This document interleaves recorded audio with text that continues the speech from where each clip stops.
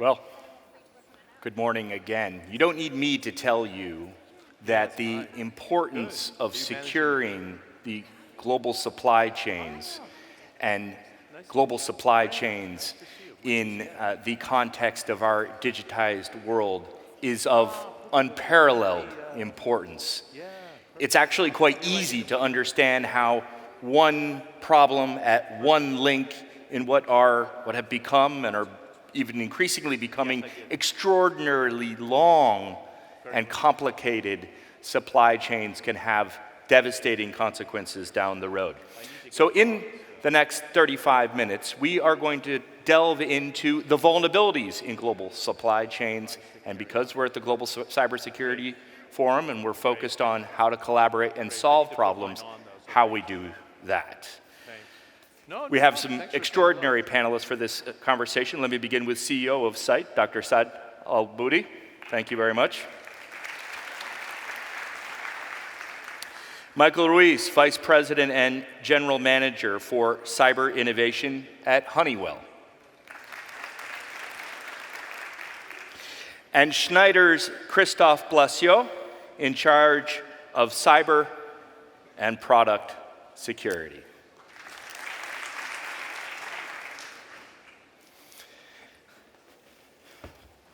Thank you all for joining us.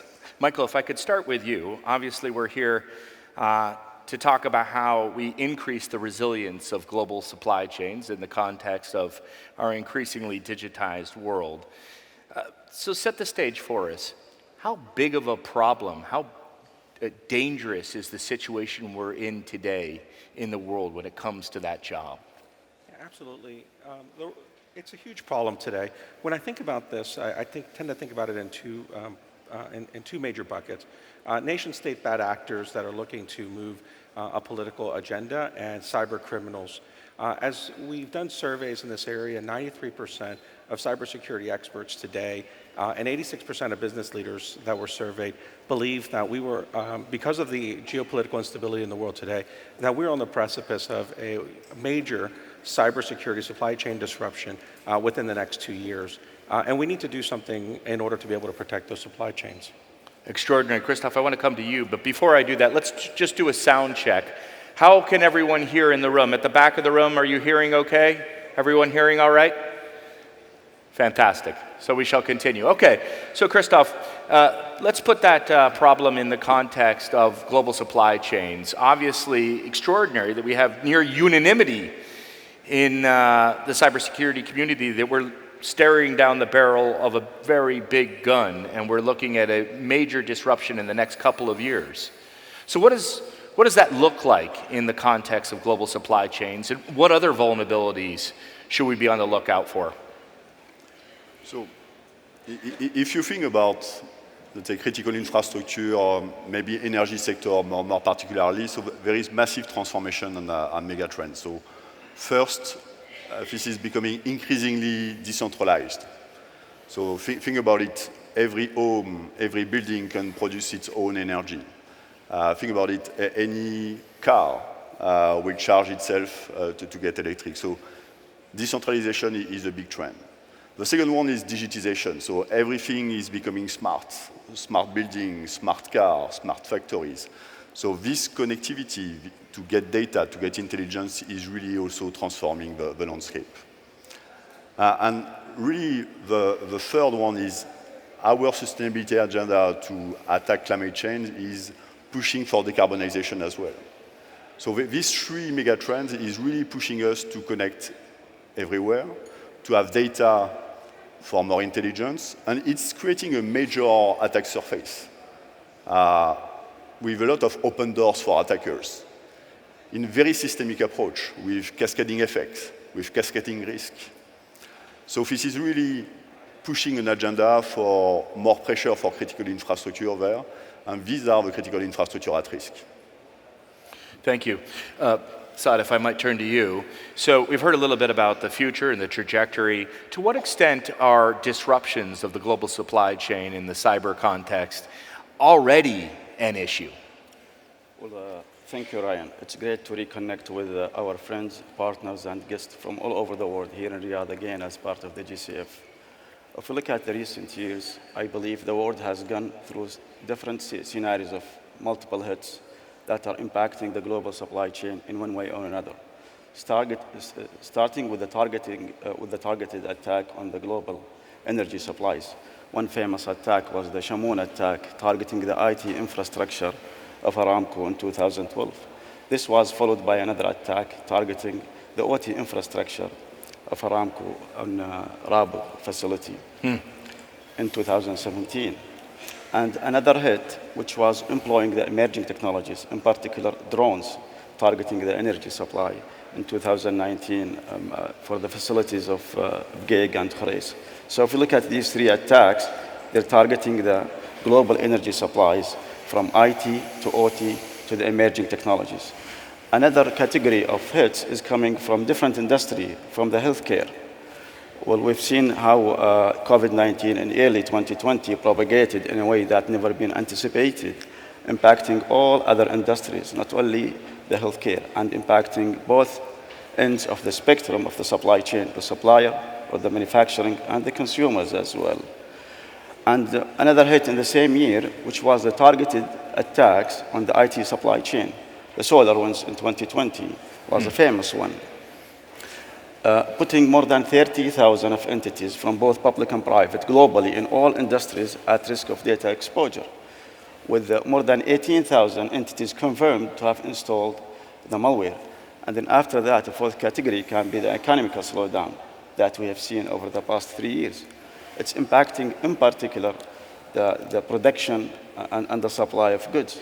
And the last hit is the unfortunate scene that we see in the geopolitics today. So all these different hits, and in the aftermath of all these issues is the adverse social impact, especially on our young generations. So I believe if we look at all these hits, they are, in a way or other, either the cause or the consequence of the global supply chain issues. And that means that the global community needs to do something much more, something better when it comes to sharing and charting the priorities. I believe the announcement that was done today for establishing the GCF Institute Center of Excellence for addressing the challenges of the OT technologies is a very important move, because the OT technologies today they exist in all the critical grids of the global supply chain. Very interesting. Thank you very much for that. Michael, I have two quick questions for you. First off, if you could expand on your initial comment there where you told us that the global cybersecurity community is pretty convinced we're going to get an attack very soon, and you said that when you think about cybersecurity, you think about two different entities, individuals and nation states.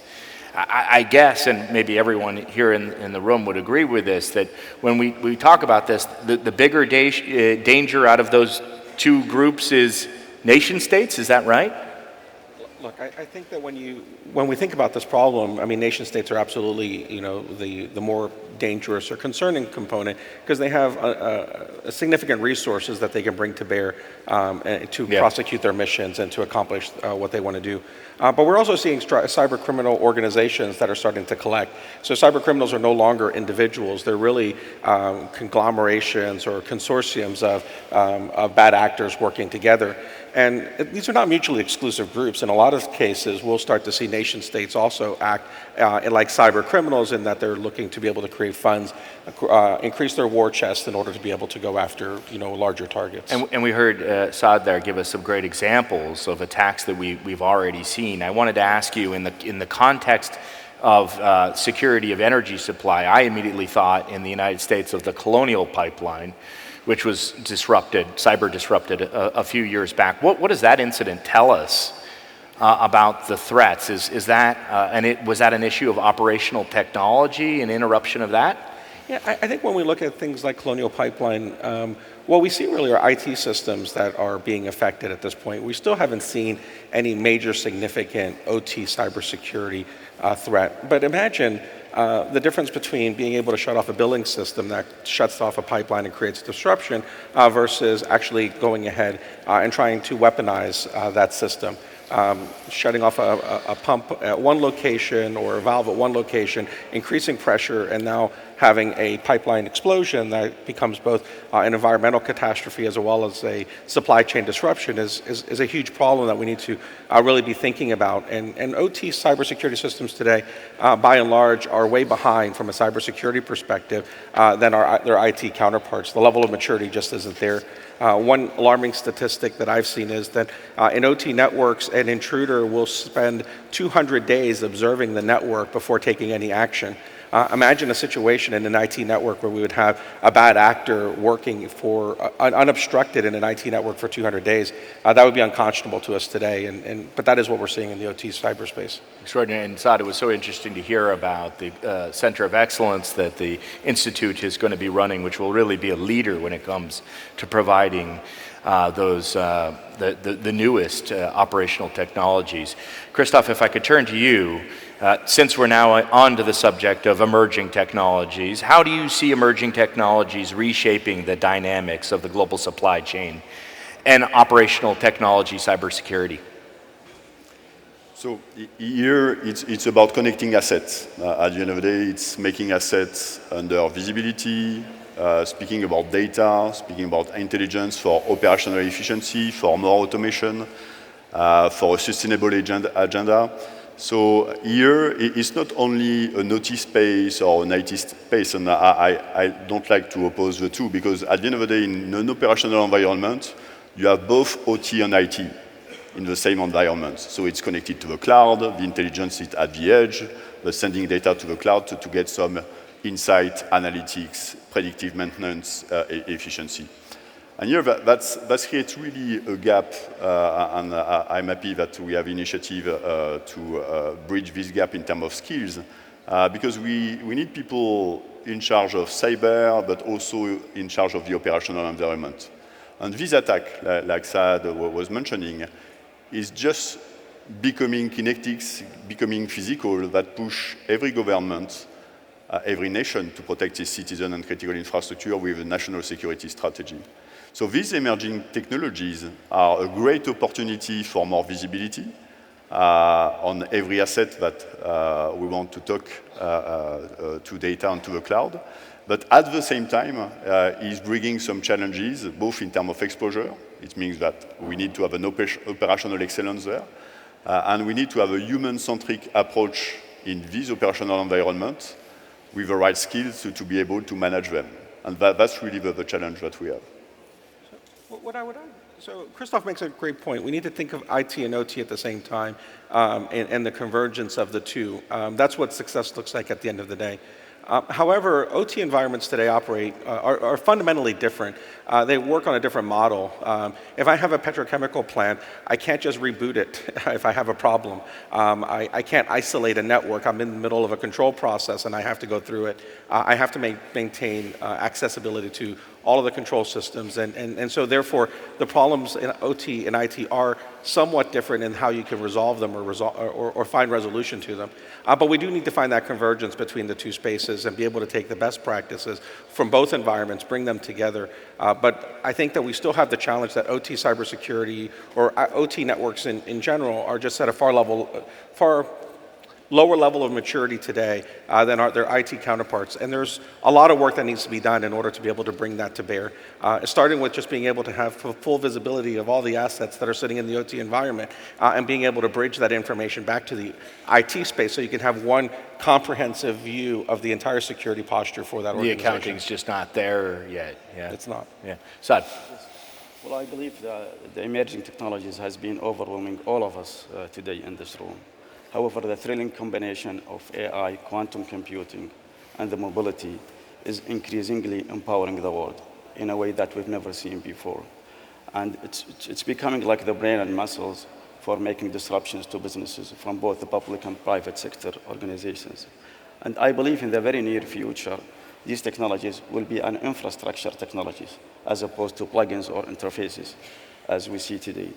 However, the adoption of these technologies will lead to pushing more assets from the physical space to the cyberspace, creating so much opportunities for innovation and optimization, but in the same time leading to sometimes devastating risks and scenarios.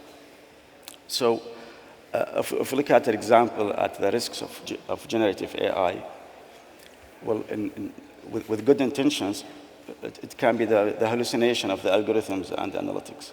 But with bad intentions, it can be fabrication of a truth. So this is true disinformation. So imagine the consequences. And if you look at another example, which is Amazon model, we've seen live experiments of Amazon deploying robotics on the shop floors for doing the packaging and using drones for doing the delivery. So imagine the world today with an expanded view of this model, where clients and consumers browse the internet and market stores for doing the purchase, all the way to employing drones and robotics for doing the packaging and the delivery. That's a tremendous opportunity for innovation, but only if done securely and in times of peace. Otherwise, it will create unprecedented consequences if done insecurely or in bad times. Another angle to the adoption of emerging technology, and I think His Excellency, the Minister of Education, Al-Banyan, shed some light on this, is related to the impact on the paradigm shift of the skill sets that we need today. I believe decision makers today, they need to be prepared to make decisions at scale and speed at the same time. And the reason is very simple, because the emerging technologies is bringing so much material to the decision-making process. So we need to co-op with this level of complexity of understanding of the data and the advanced technologies. And that will be, I believe, also very impactful on the way we do the skill set development and the talent development today. Thank you very much. Michael, we heard Saad there talking about everyone's favorite emerging technology. What challenges does AI and generative AI, which we've already been talking a bit about here this morning, present in the context of the global supply chain?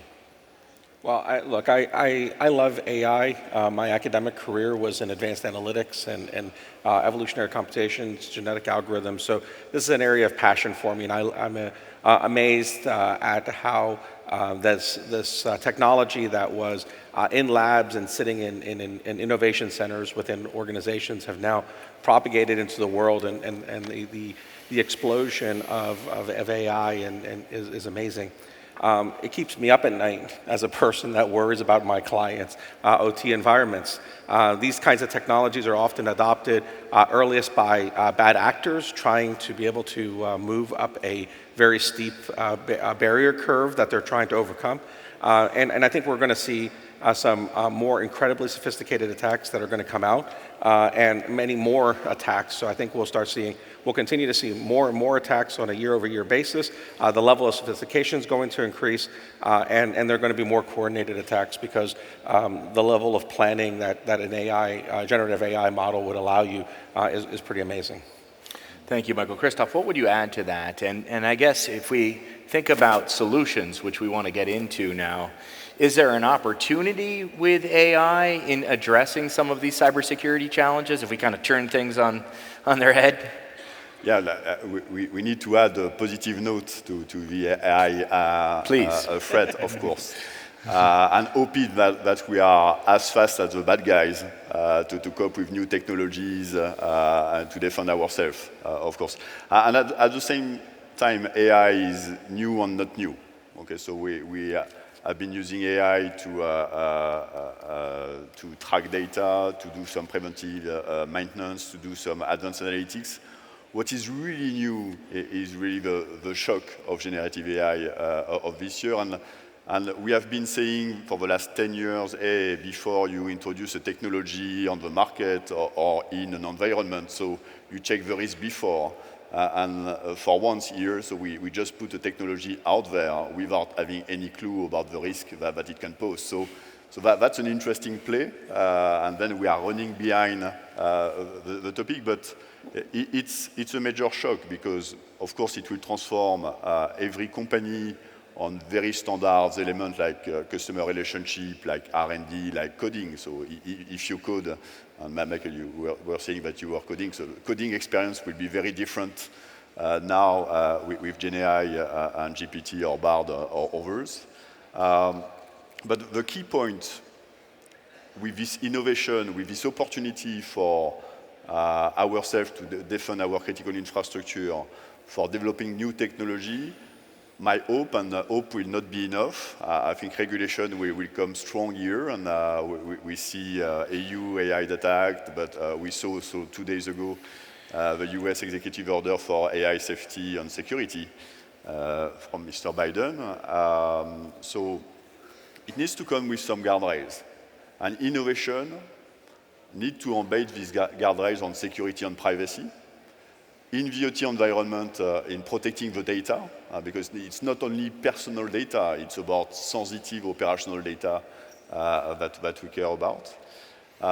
This is about also taking care about impersonation, deepfake, or information manipulation. So we see a rise of perfect phishing back to awareness that raise the bar for every of our employee, citizen to be aware. And we need to guardrail this topic with regulation, hoping also that regulation will be harmonized between countries there. So a lot of hope, and at the same time, certainly an opportunity to create tech champion, tech firms in every location of the world, because AI adoption will be very different here and there. There is a sovereignty agenda in every region as well. Let's make sure the sovereignty agenda is not opposing with the benefit of AI everywhere on the planet. I'll let you on a little secret. I discovered some of the perils of AI. I use some software that transcribes my Zoom calls. So it just takes the voice and turns it into text, and also backfills it with information, summarizes the call. What I didn't realize is that it summarizes, it transcribes all of the text even before the other participants in the call have joined the call. And after the call is over, it sends it to them. So we are learning as we are living when it comes to AI, which is very dangerous. So let's talk about the way forward, Saad. What do you think are the most important areas for us to focus on when it comes to ensuring the security of supply chains? And the big focus here at GCF is how we can collaborate to address these problems before they blow up in our face. I think taking all these discussions and different views in mind, I believe for the way forward, we need to inject sovereignty in both streams, the stream of policymakers and the stream of industry players. On the policymakers front, I believe we need more robust regulations and international collaboration and info sharing. It's unfortunate truth today that the bad guys sometimes are more efficient in info sharing and collaboration than the good guys. And on the industry players front, I believe sovereignty is becoming an innate need for securing the cyberspace. And as we see today, more economical assets and items are becoming digitized, and they are being pushed from the physical space to the cyberspace. So the security of the cyberspace leads to the security of the economy, and therefore the prosperity of nations. So although these domains and notions are distinct, but their impact on each other is very intertwined. So I believe embedding sovereignty is the new logical step in the evolution of technology, all the way from the inception and design of technologies to development to the operations. And that will lead to the operational control and data provenance. And for tech companies, I believe the new logical mindset is to inject sovereignty as well into their solutions. Now, some of the companies have started this shift already. Cisco, for example, a few weeks ago, they announced their move towards establishing regions in other nations to cater for some of the regulatory aspects when it comes to the security. Amazon last week announced the establishment of a European hyperscaler cloud, sovereign cloud, for the European Union, which is separated from the Amazon public cloud. Another example also by Microsoft announcement in early October, where they said that they announced that they will make a sovereign version of their hyperscaler cloud. They will make it public and available to other nations by end of this year. So clearly there's a mindset. I think there is a need for a mindset shift to take companies toward the sovereignty. And if you reflect on the example of the cloud computing, for example, today the global cloud market is about 10% of the global ICT market. So that's around $600 billion out of the $6 trillion globally for the ICT market. And I believe the market share between the sovereign version and the public version for any tech offering is a zero-sum game. So what is changing is actually the distribution of the market share between the sovereign and the public version. And in light of this, I believe very soon we will start seeing the sovereign version of the hyperscaler cloud is the default version on the expense of on the public version. And the impact of this in tech companies is very obvious. I believe the way forward for tech companies is to inject sovereignty into their offering, because that's the way forward to sustain their businesses and maintain their market shares outside their home country. At the end of the day, this is a win-win to both ends of the spectrum of the supply. From the technology vendors, they will maintain their business, and from the consumer side, they will have a much better offering when it comes to the mitigation of risk and sovereignty. And just very briefly, a clarification for me that I wanted to get to earlier, but left aside. We heard the former Foreign Secretary of India, Ambassador Shamsaran, talking about, what we're really trying to do is wrap our analog minds around complex problems in the digital space. So just very briefly, what's the difference between solving a problem in the physical, real world, if you will, analog supply chain space and the digital space? Well, I think, the challenges and opportunities into the global supply chain when it comes to these two spaces is very interesting. Well, in good times, when both spaces are functioning well, there are tremendous opportunities for optimization with respect to the operational of supplies when it comes to the cost, performance, and delivery. And this is as a result of the gained benefits of the integration between these two domains. And also, depending on the reliability of the building blocks of the global supply chain grids. Of course, starting with the energy grid as the fuel for the rest of the value chain, all the way to electricity grid, logistical grid, and last but not least, the data grids as well. However, in bad times, imagine this intertwined relationship between these different domains across the value chain. The impact can be catastrophic. So I believe that's a distinction between the digital space and the cyberspace, because at the end of the day, it can be like few lines of code traversing the cyberspace, going multinationally, unchecked by border customs, can cripple the grids of critical supply chain in other places and sometimes maybe in other jurisdictions. Thank you. Michael, question for you. And we heard Christoph there talking about how he hopes that we're faster at solving the problems that AI can present when it comes from the perspective of cybersecurity than AI is itself. So is that actually a real problem? Because if you think back to our plenary session, we heard Jose Manuel Barroso talking about how it took the European Union 9 years to agree on GDPR. And so they got that beautiful scale of whatever it is, 1.2 billion people. But it took a long time to get the standards. Do we have the standards in place when it comes to AI? And is the solution, like we heard from the former president of Estonia, that the private sector gets us there because maybe governments can't? Well, look, we definitely don't have the policies today. I mean, policy lags innovation every day, all the time. And I think it's forums like this, like the Global Cybersecurity Forum, public-private partnerships that are going to be crucial for us to be able to create the level of policy needed. I absolutely agree that we need to be able to kind of bridge that gap between the way our analog laws and our digital implementations or innovations need to come together. All the things, as the president of Estonia said, right, we need to just agree that all the things that are wrong in the analog world are also wrong in the cyber world, and then we need to move forward from that perspective. So I think that there's a road to get there with better, more informed policy. I think the challenge that we run into is that we have to do it in this public-private partnerships. We have to be able to bring corporations, governments, globally interconnected forums like this together to be able to solve those kinds of problems. Krista. Yeah, and as we say in the supply chain, you are not alone. So you are not alone with your security posture, you are not alone with your suppliers, with your customer, with the cyber agencies, with the critical infrastructure. So I'm really advocating for more symmetry in that domain, meaning that we should collaborate with our suppliers in the way we collaborate with our customer.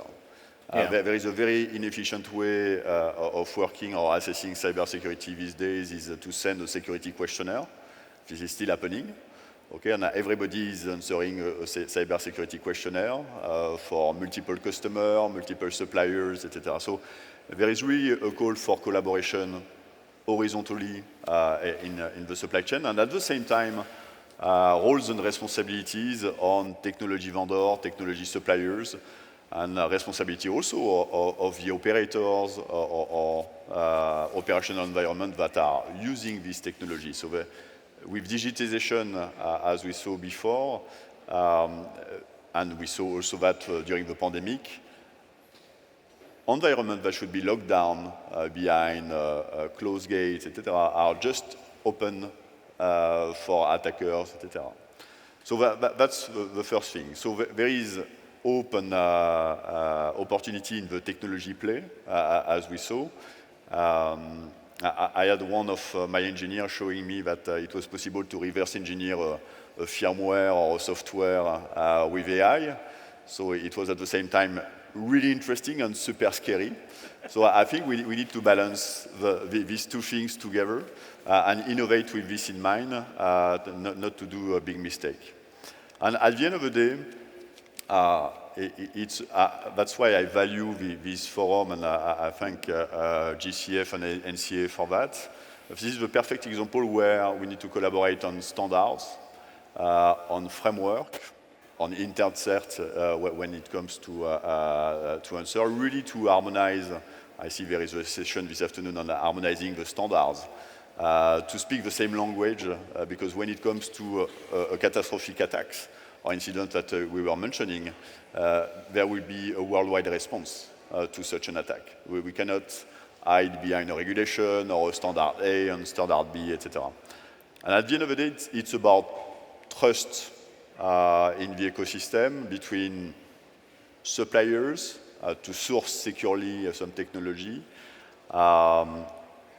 operator, customers, agencies, really on three pillars. So one is security. Of course, we need to mitigate the risk of such cyber attack on critical infrastructure.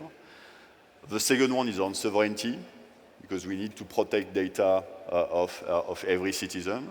And we need also to protect the intellectual property of every nation. And the third one, this is the third S, on survivability of resilience. Whenever things happen, and things will happen, or is happening already, we need to make sure that critical services are able to operate even in terms of crisis. So having the B plan ready before it happens is mandatory for all of us. Michael, I'm going to give you the last word. Square the circle for me here, because we have sort of competing views. We heard from our panelists this morning that they're concerned about, our fragmenting world, polarized world, getting in the way of international collaboration when it comes to cybersecurity. And yet, we have a real world example, just in the last 48 hours, 40 countries coming together, agreeing to not pay ransom in cases of malware. So how optimistic are you? And because we're about solutions, we just got 30 seconds, or I'll give you a couple extra seconds. What's the practical thing we can do to forge this collaboration, and what should we be working on? Yeah. Look, I think it starts with the fact that we have to recognize that there are layers to this problem. You need local regulations and local solutions, you need regionalized solutions, and then you need global solutions. And they all come together and interplay at some level. I think what we've done is we kind of believe that we can operate as one global society. And I think that's great. And to the degree that we can make that happen, that's wonderful. But I think we also have to have regional strategies and regional solutions and local strategies and local solutions. The problem's too big to try to tackle all at once. And working both from the bottom up and the top down allows us to be able to align in the middle and get to a better end state at some future. All right, Michael Ruiz, Vice President and General Manager for Cyber Innovation at Honeywell. Schneider's Christoph Blasio, in charge of cyber and product security, and CEO of Site, Dr. Saad Alaboudi. Thank you very much. Please join me in giving a big round of applause for our panelists. Thank you.